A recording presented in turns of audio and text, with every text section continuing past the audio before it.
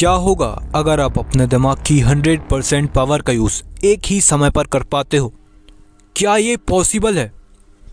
और इस वीडियो में आप जानेंगे कुछ ऐसी फिक्शनल चीज़ों के बारे में जिनको आप अब तक सच मानते आए हो। तो अगर कोई इंसान अपने ब्रेन की 100% कैपेसिटी का यूज़ कर पाता है तो वो कुछ भी कर सकता है। वो टाइम मशीन जैसी चीज़ों को क्रिएट कर सकता है। उसके लिए टाइम स्लो मोशन में चलने लगेगा, क्योंकि जब किसी आदमी का दिमाग नॉर्मल से ज़्यादा तेज़ चलना शुरू हो जाता है तो उसे चीज़ें अपने आसपास की मूव करती हुई चीज़ें स्लो मोशन में मूव करती हुई दिखाई देती हैं और उसे ऐसा लगता है कि उसे स्लो मोशन में सभी चीज़ें दिखाई दे रही हैं।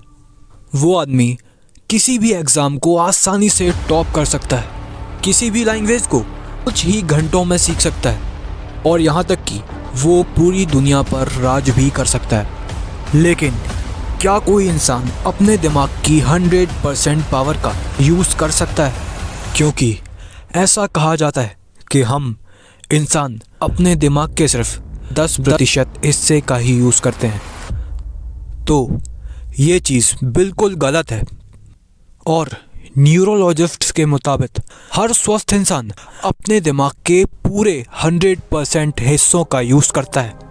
हाँ, ये बात ज़रूर है कि हमारे दिमाग का 100% हिस्सा सिर्फ सोचने के काम में नहीं आता, बल्कि हमारे दिमाग के अलग अलग हिस्सों का अलग अलग काम होता है। और अगर किसी इंसान के ब्रेन का कोई छोटा सा भी हिस्सा काम नहीं करता तो उसे इससे बहुत बड़ी दिक्कत हो सकती है। तो ये बात क्लियर है कि हर इंसान के दिमाग का 100% भाग काम करता है।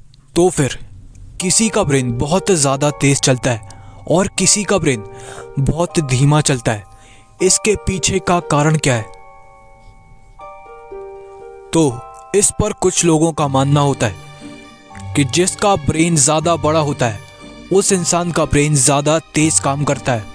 तो ऐसा भी नहीं है, क्योंकि अगर सिर्फ ब्रेन बड़ा होने से वो ज़्यादा तेज़ काम करने लगता तो हमसे ज़्यादा तेज़ दिमाग आज के समय में व्हेल मछली का होता, क्योंकि उसका दिमाग हमसे कई गुना बड़ा होता है। लेकिन न्यूरोलॉजिस्ट के मुताबिक ब्रेन का बड़ा होना या छोटा होना आपके ब्रेन के तेज़ चलने पर निर्भर नहीं करता, बल्कि ब्रेन का बड़ा या छोटा होना आपकी बॉडी पर निर्भर करता है। क्योंकि मैंने जैसा पहले ही बताया था कि हमारे ब्रेन का सिर्फ एक ही काम सोचना नहीं होता, बल्कि हमारे ब्रेन के अलग अलग पार्ट्स का अलग अलग काम होता है। और हमारा ब्रेन हमारी बॉडी के साइज के हिसाब से ही डेवलप होता है। और इसके एक एग्जाम्पल के लिए हम बात करते हैं अभी तक के सबसे बड़े जीनियस साइंटिस्ट आइंस्टाइन की। आपको क्या लगता है कि आइंस्टाइन का दिमाग नॉर्मल लोगों से बड़ा होगा या फिर नॉर्मल लोगों जितना ही होगा? तो उनका दिमाग इन दोनों में से कुछ भी नहीं था, बल्कि उनका दिमाग नॉर्मल लोगों से छोटा था। दरअसल जब आइंस्टाइन के ब्रेन का वेट किया गया तो वो नॉर्मल इंसान के वेट से काफ़ी कम था। और न्यूरोलॉजिस्ट का ये कहना कि हमारे ब्रेन के छोटा साइज या बड़ा साइज होने से हमारे ब्रेन के तेज़ चलने का कोई रिलेशन नहीं होता, बल्कि हमारा ब्रेन हमारी बॉडी के हिसाब से डेवलप होता है। तो फिर वही सवाल आता है कि किसी का ब्रेन ज़्यादा शार्प होता है और किसी का ब्रेन ज़्यादा स्लो होता है, तो ऐसा कैसे होता है?